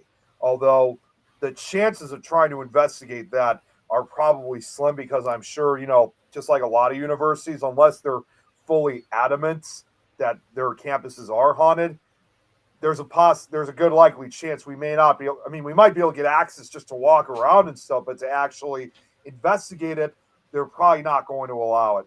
Although it doesn't hurt to ask. But I'm Glaswegian, as you know, and we call it a brass neck out here. You just go in a place and ask. If they turn around and say no, then fine. That's all. Ask, you don't get. Exactly. Well, so you don't know your daughters. My husband Craig does too. Yeah, but a lot of people don't know I have autism unless I bring it up. No, you wouldn't think it, but no, I think there's one. I'll come to that in a second. The drawing to a place. Sometimes, I've said for years, I've got a great pull towards Greyfriars. Always have. I don't know what it is, but I always used to, whenever we're in Edinburgh, I always feel like I need to go to Greyfriars, even just a 10-minute wander. And I did speak to a medium quite a few years back. Well, medium ? And she says that's because. And I explained it to her, and she says, that's because you're buried in Greyfriars. You were a soldier, and your name was Jeff or Jeffrey or something, and you're actually buried in Greyfriars. That's why you're drawn to it. But, who knows? Right, yeah. But I've always had this weird, and it's on the other side of Scotland for us. We're on the west coast. Greyfriars is on the east coast, so it's no if it's somewhere as I grew up or something like that, or I went as a child. Right. But I've got a question for Eileen. But why is it? Just we talk about the universities and stuff like that. Have you ever seen? I cannot remember what program it was on, but I've seen it quite a few times. It's about a school in America, and they caught it on CCTV. It was lockers getting opened and thrown about during the night, tables getting overturned. Do you know the one I'm talking about? Yeah, there was like a wet floor sign too that was thrown up. I think that might have been in the UK, because it was featured on Paranormal Caught on Camera, and it was like I thought it was America. I thought so too. Like when I first saw the video, but then because I saw it like on YouTube, and then when I saw it was later, and then when I saw it later on, it was like when it was featured on Paranormal Caught on Camera. It turned out it was in the UK, and it was an all boys school. I don't remember what the name of the school was, but it was somewhere out in the UK. I'll need to try and find that again, because I was convinced it was America. Oh well, that makes two of us. I was kind of fooled by it, and it kind of took me by surprise. Because it looked the set up the corridors and stuff like that. It looked kind of like you see in the American films. Yeah, basically. Growing up, we had the same type of structure, so I know exactly what you mean by that. Yep. All right, so I'll go that round.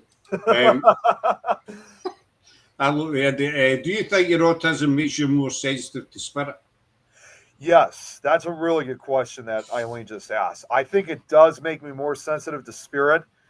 And I think more importantly, I'm not going to say it's going to be like it's going to work like for everybody, but I think in some way, I think that's not only does it make me more sensitive, but I think in some way it does kind of help me with whatever ability I may have. Because, like I said, I mean, obviously, I'm not to be further clear on things. I'm not a medium or a psychic or sensitive or clairvoyant or empath, whatever you want to call it.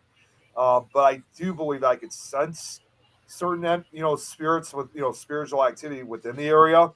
And this might also explain another reason why I have such a huge fascination of history.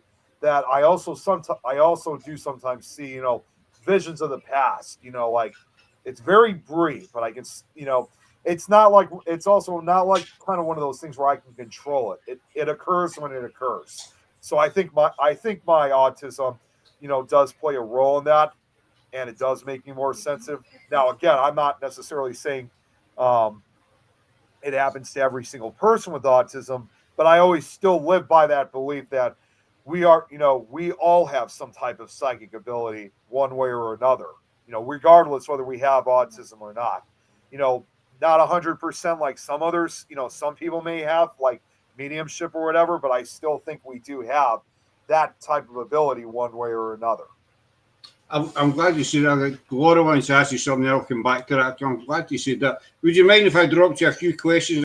I'm trying to understand autism from a Yeah, male go right point of ahead. view, with Go the right ahead. view of a book, and it was Jeremiah. It was Jeremiah, Jer- Jeremiah. I thought it was Jeremiah. Jeremiah. No idea. Feel free to know I No, no, understand that. seriously. I mean, I don't mind at all. Help yourself and ask away. I'm always open to the questions. Just what you're saying about the barriers, we did a show the other night. Sarah was doing random questions, and I'm going to keep these questions for the next time we're on the Kate. But Yeah, we were talking about childhood friends, imaginary friends. Sorry, when you're a kid. Now I never had one, because I had no pals. Nobody liked me, but um, we I put a kind of theory across. Jeremiah, your name was Jeremiah. Oh, right, Mary, my name was. I thought it was Jeffrey or Jeff. Where's Told me the with it. Jeremiah? Where's Jeffrey? Was it Jeff? What I seen it was Jeremiah. No, I'm sure it was Jeffrey and you were a soldier. I remember I was a soldier. I was somebody anyway. I like you in small doses. That must be referred to me. I was some kind of soldier anyway, and I was maybe buried in. Well, let's Sarah and Laura argue about what I was called. I thought it was Jeff or Jeffrey, but But so anyway, we're talking about imaginary friends when we were younger. So my theory was that everybody's born with that side. There's your daughter just running across here. The psychic ability. But as we get older, we get kind of programmed, brain, whatever you want to call it, by society, and we get it drummed into our parents that it's not an imaginary threat, it's just your imagination, no such thing. So we kind of lose that psychic ability. But once we get into the paranormal, and we start investigating and studying, the proper kind of barrier. But once we start investigating, that barrier starts to come down again. So that kind of ability slowly, creeps back. Maybe for some people, it just kind of bang lands right back in the shoulders. But for others, it might take time, but it will gradually come back. Would you think about that? well, it's Does that make interesting. sense? Well, it's interesting that you said that because I was kind of thinking this over too. That like you mentioned about the imaginary friend um, lifestyle. Well, not lifestyle. I know this is more for a television show. The imaginary friend saga, if you will, like or era, I would say for those that are very young. That obviously when if they really claim that they saw something or they were talking to something, I mean, understandably, when you're dealing with toddlers, a lot of times their brains are not fully developed. So when their brains are not fully developed, it definitely, I think it may have some type of it does in a psychic kind of way, gives you maybe temporarily that ability to see, hear, and communicate with spirits. So when you have those late night encounters where a kid is screaming, saying that there's someone or there's a monster in the closet or something like that, and now having more knowledge and experience about it, you kind of can't help but wonder, thinking maybe they did see something truly in their closet, but we can't see it ourselves because we're adults in that matter, because we no longer have that ability to see, hear, or speak to it.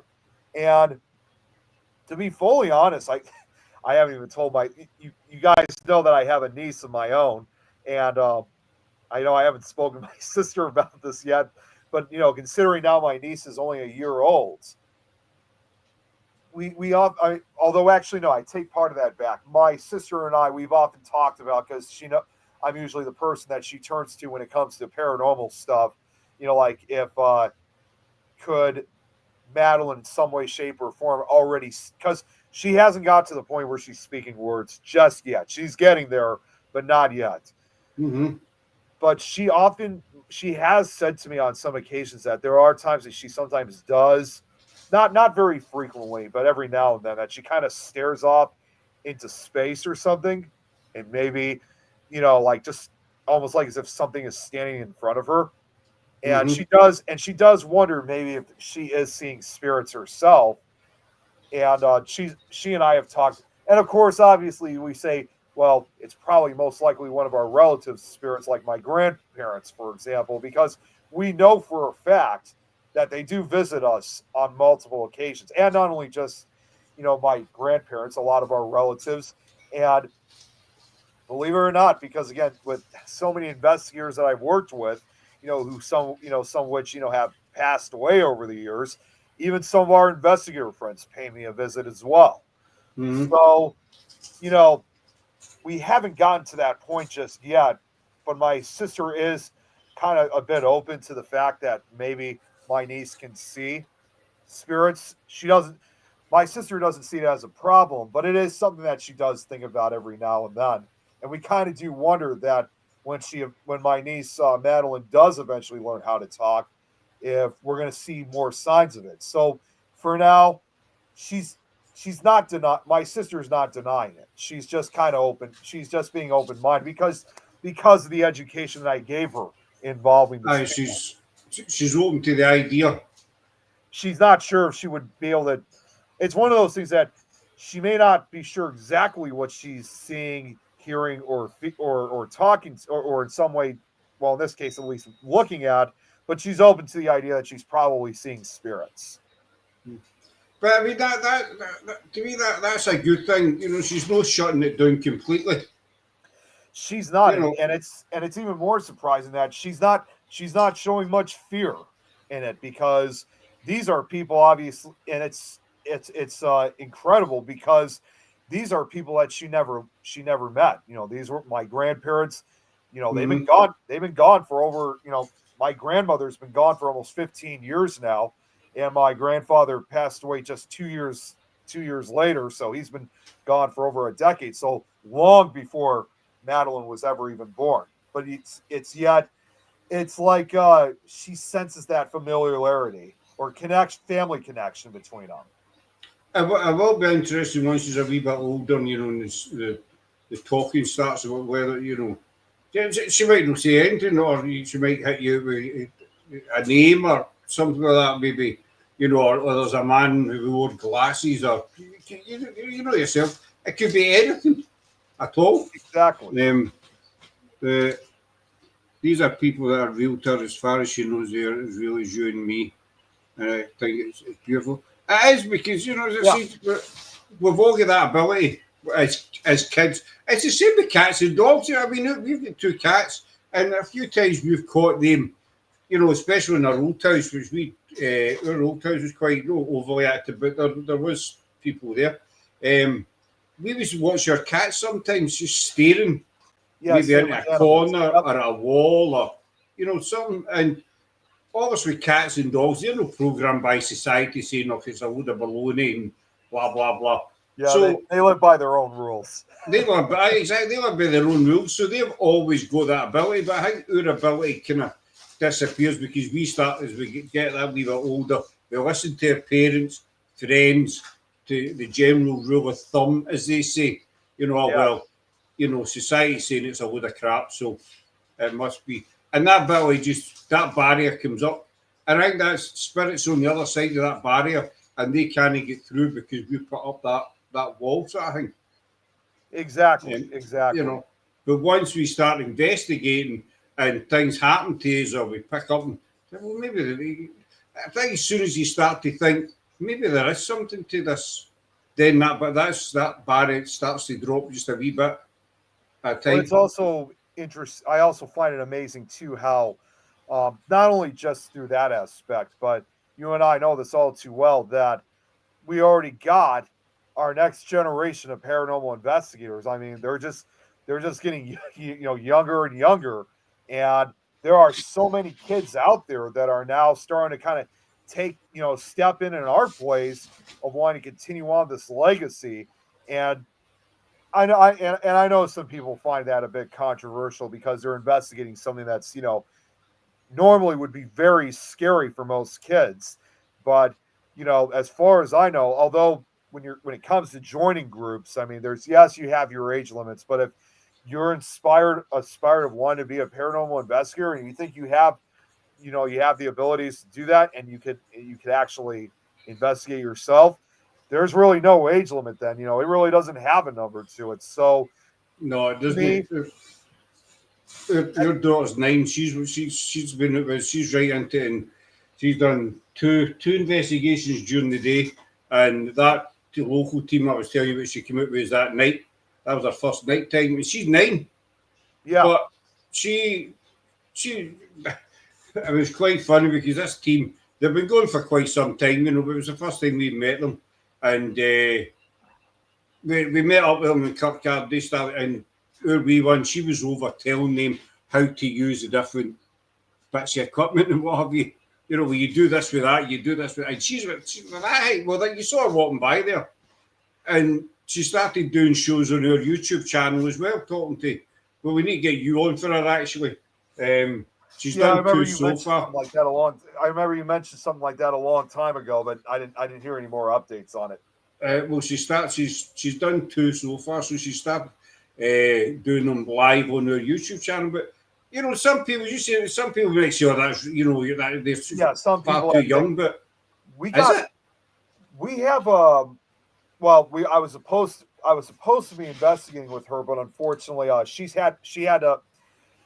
I got to try to reach out to her one of these days because it's been months. We have a new recruit that wants to join my crew, and she's a mother of two little girls, and based on their appearance, they're really young. But she had already explained to me that they've already been exposed to the paranormal, and I think they have at least on one or two occasions have gone. I don't know if they were investigations or just tours whatsoever, but regardless of the fact, they were involved. They did have some of their involvement, and based on their appearance, I would have to say they were probably younger. I would say they probably would have to have been no more than I would say between 4 and 6 years old. And if that's the case, like if they really want to be investigators, they are probably without a shadow of a doubt the youngest paranormal investigators I think I've ever came across. I don't think I've ever heard anybody younger than that doing it. But it's, no, it's hard to it's hard to believe, but yeah, they've already been exposed to the field because both their parents are investigators. but I mean, as I say, your daughter, we're not shoving her upon her. We're not pushing her. We're just letting her go at her own pace. Exactly. Yeah, and it's the You same know, thing with them too. They're not pushing their daughters find their to own do feet. anything. Obviously, we're going to help her along the way, but she'll do it at her own pace when she's ready. I mean, it might be 2 weeks before our next investigation. It could be 6 months, whenever she feels like it. That's totally fine. I mean, even on TikTok, you see, as you say, investigators are getting younger. There's a lot of paranormal groups on TikTok. I know you don't have TikTok and you get banned or something, didn't it? No, I just It's back. see. I I never could, even though I did one time set up an account, I never could get myself into TikTok because there are so many social media websites and apps now. It's hard to keep up with all of it. And, if everybody's on these apps and websites, then you got it because, again, with all the connections I have in the paranormal field with hundreds, if not thousands of investigators, then I would have to start the entire process re-adding everybody. It would take days, if not weeks, for me to get back to where I was. And they always say too, like, oh, TikTok's like the best app that you can go for. Then, like, what, 6 months later or very next year is another new social media app that says, oh, this is way better than TikTok, and so on. So they're always bringing you something. yeah, I I mean, just can't keep up with it. So that's why I just stick to Facebook. I've watched quite a lot, and some of your guests that came out, I found on TikTok as well. One of them even came out there a couple of months ago. My son is a complete non-believer in all this. However, every pic he took, that is took of my son right from when he was born to now he's 25. There's a blue streak of light in every picture. He now hates his. So probably type in the next bit. Just while we're waiting the next bit. No, I mean, there's quite a few paranormal teams on TikTok, and they're very, very young. And now he hates his picture being taken. His grandmother's father's side died when I was 9 months pregnant. I've seen these pictures, and there is a kind of blue light in them. But they're all getting younger and younger. As you say, it's the future of paranormal investigating. I've heard some people saying that paranormal's dying, pardon the pun. I don't think that it is. I don't think so at all. I think honestly, if anything, it's growing. And if you remember a while back that I told you that back in high school for me, I started a paranormal club. That was back in 2007. And to this day, that club is still running. I can remind you, since you went there, you turned up. You were the hero. Really, and it's funny because my mom was just telling me this the other day, and this once again involves my niece Madeline because she's gonna, in 13, 14, 15 years from now, she'll be going to the same high school that we went to, and my mom had once said, "Wouldn't it be really cool if Madeline, she does get involved in the paranormal field, and she takes over paranormal club, kind of like in a way taking over the family business, if you will, and say, yeah, this was my uncle's club, and now I'm running it." So that would be really cool to see. That would be amazing. This was my Uncle Nick that started this. I'm in charge. I'll get my Uncle Nick to you. And it's crazy because I think it was it earlier this year. Yeah, I think it was earlier this year when I was working at the grocery store that I work at. I saw the sponsor for Paranormal Club. And it's like I recognized him immediately, not only just because he ran it, he's running it, but I also because he was a teacher, at the school.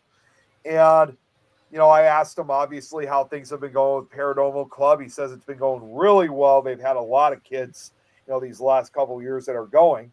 And the funniest part was I did try to send an email to the school district and asked them about, maybe wanting to make a guest appearance, come out and talk to them. But I never received a response for whatever reason. I really don't know. And then after when I saw the sponsor, I thought this is the perfect time to say something because now I'm talking with them face to face. And he said he too was interested in having me come out as a guest, but for, again, reasons unknown, never received an email from them. So that I thought was really unfortunate. What I am hoping, maybe just turn up. Well, if it was like if it was 15 years ago, it would have been a lot easier. But just the way how things are now with schools nowadays and kids and parents and schools are so much more strict. And with all due respect, with all the gun violence that we've had at our schools for the last couple of years, they've been a lot more strict on visitors or whatever. If this was like 15, 20 years ago, I would have been able to walk in that school without a problem. Even if school was even if it was at a point when school was not officially in session, they still would, they're gonna, they'll walk up to you and they'll ask, who you are, where you're from, what are you doing, and as much as I don't like it, you have to respect it because again of all the violence that is, you kind of have to accept. So walking in, Oh, and I get that. We get kind of know the gun violence, but there's stuff yes, going over here that you yeah, probably read on the internet anyway. So walking over Um, here, walking in, it isn't as easy as it used to be anymore, and also too that there's a lot more security measures. It's hard to explain, but it's just not the same as I recall anymore. But what I am hoping to do, it's not going to be anytime soon because I'm gonna, maybe within another 2 years or so, is to try to make another attempt at visiting the school at that club because 2 years from now, 2027, that will be Paranormal Club's 20th anniversary. Hopefully, if it's still running by then. Because, like I said, I started back in 2007, and it would make a lot of sense for me to actually be there for the anniversary because I was the one who founded it. So, it would. it would no, it would be quite fitting if you turn up on the 20th anniversary. And not only that, what would even be more amazing is, and I spoke about this with the sponsor, when I saw him, because he was asking me, obviously, like, what are you doing nowadays or whatever. Of course, I explained I do all these podcasts and stuff, and of course, Things Network, and being a guest on your show and Lois's shows, and his response was, "Oh yeah, we know about that. We've seen some of your stuff." They're always following your career. They really much have, to be fully honest with you. I mean, it was over almost 15 years ago that I graduated high school, although I ended up staying for a few extra years. I officially left high school in 2014. But, either way, in over a decade, even after when I've left, that school and that club has still been keeping an eye and watching me. So, who knows? They're probably, the school year just started here for my high school. So they're probably watching right now. I don't know. But they do know about these shows. If they are watching, let them in to the club. Let them come visit the club. Yeah. Pay for his flight or whatever, travel fare, whatever. Pay for all that, hotel. Thanks, great line. Always great to catch up. Now, I'll drop you a mail this week. Thank you so much, Seb. I'm not going to wind up there anyway, because we've been on nearly 2 hours. Yeah. That's how it always goes. I'll actually say this, actually, before we start, you're probably on for 1.5 2 hours. So no. Well, I hate it. I hate when women are. When Kate comes on to the show, I got a feeling it might be even longer than that. I hate when women are right, because you never live it down, do you? You never ever live it down.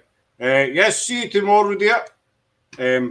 But we shall wind it up there. I'll keep a hold of you just after we I'll keep a hold of you just for a wee minute after we come up. You know what I'm going to say. You know what I mean? So where can people find it? It's a waste of time saying that because all they need to do is type your name into, internet, bang. I don't mind saying it again. Yeah, you can find me obviously on Facebook, and I got a YouTube channel. In fact, real quick, I wanted to show this. Give me 1 second here. I just got to grab this.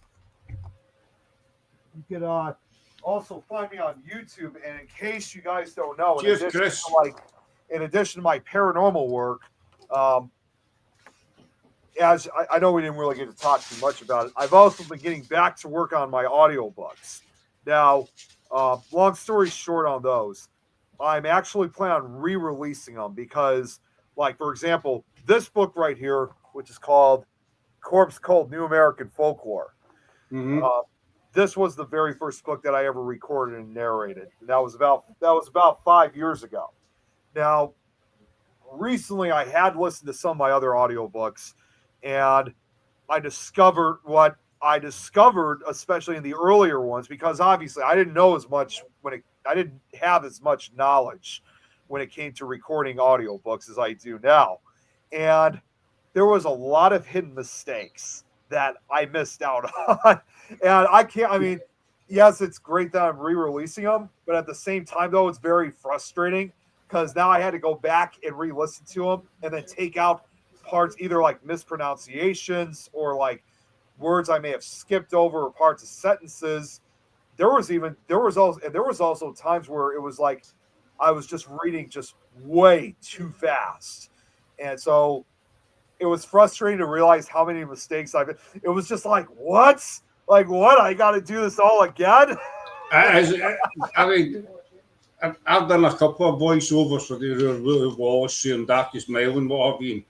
You start reading and then it's after you kind of, you're maybe halfway through, or you're nearly finished it, and then you mess it up.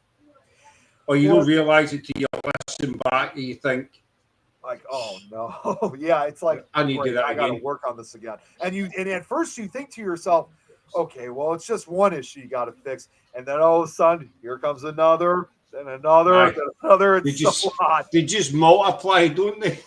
It does. And you know, at that time, and at the time that I started doing these audiobooks, more importantly as well, is that you know, doing the audio, I mean, making audiobooks is fun, but the actual process of putting them together is not only boring, it can also be quite frustrating. So there are those times that you just think to yourself, oh man, I just really want to finish this up and just be done with it, when I should have had more prior now, more training, if you will, when it came to the audiobook. So that's what I'm doing right now, is I'm going back and I know a while back that you did an audiobook for one of the other books that I'm doing. I just decided before I was going to release the new series, I would re-release the previous ones, and then I would focus on the newest one that I'm still working on that one actually to this day, because I've been so left behind. But yeah, to go back on the main answer though, yeah, you can find me either on Facebook or on YouTube. He's everywhere, folks. He's literally everywhere. But I'll keep a hold of you just after we come off now. So we're going to wind up there, folks. That's nearly 2 hours, according to my I was going to say my calendar. Look at that. My clock. So, big thanks to Mr. Mulae. Mind you, a wee look up. We're hopefully back tomorrow night with Shani or Shani. I've got to pronounce her name wrong every single page. So she wasn't too well at the weekend, so we're hoping that she's recovered and she'll be with us tomorrow night. But I'll do a post tomorrow.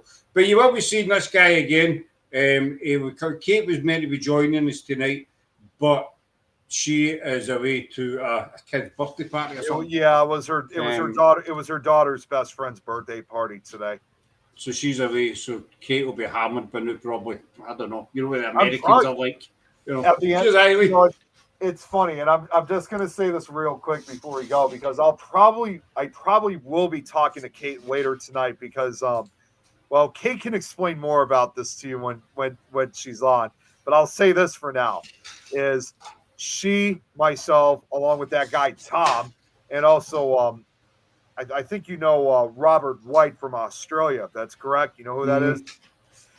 We all four of us every Sunday night, we always get together to play Minecraft, and oh my God, we go nuts when we play Minecraft, believe it or not. So I know she's going to be asking a few questions when I talk to her later tonight, but we always have these different.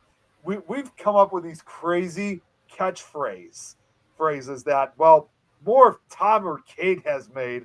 So I'm just going to say this now. I'm going to use one of these, and it's going to be loud for a brief second. But a lot of times whenever we're playing Minecraft, either me, Tom, or Kate, we always go, well. Our little ones, and you play Minecraft and hobby, don't you? No, just tell me. Just her daughter, she's 9. She plays Minecraft. I've tried playing it but I gave up after like 2 minutes. Kate was the one who introduced me. Roblox you gave up on. That was Roblox you gave up on. Minecraft, oh, sorry, it was Roblox I gave up on. Minecraft's the one where you build. It was Roblox I gave up on.